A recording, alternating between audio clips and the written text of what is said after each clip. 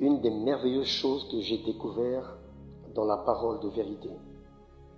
Lorsque je suis rentré en méditation avec moi-même, interrogeant le Saint-Esprit en ce qui concerne le ministère, mon ministère, le ministère qui m'a été confié.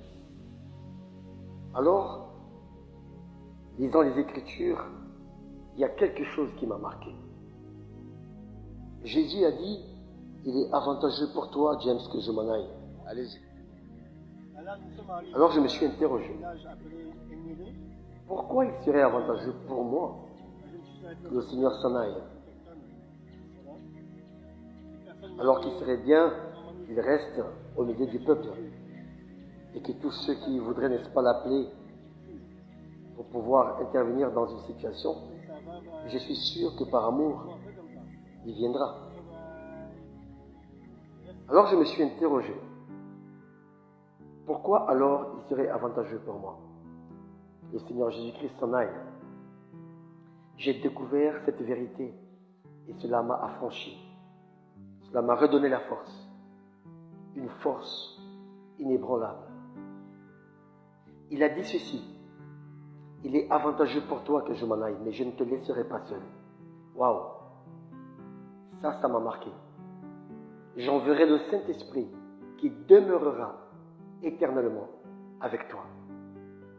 Alors je me suis dit, si alors il s'en va, alors l'avantage, je l'ai. Il a dit qu'il enverra le Saint-Esprit.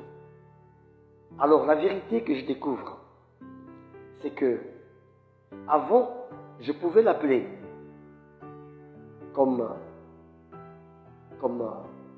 nous avons vu Mardochée, nous avons vu Bartimée, nous avons vu Zachée, l'appeler la femme à la perte de sang. Tous ces personnages, lorsque nous lisons les Écritures et lorsque nous rentrons en méditation, nous les vivons et nous voyons que toutes ces personnes ont appelé le Seigneur. Alors, ce qui me donne la force aujourd'hui et l'avantage que j'ai aujourd'hui, c'est que avant, j'avais un Dieu. Mais maintenant, j'ai Dieu. Waouh! Avant, j'avais un Dieu que je pouvais appeler. Mais maintenant, j'ai Dieu. L'apôtre Paul dit ceci. Je ne viens pas vers vous avec des paroles persuasives, mais avec la démonstration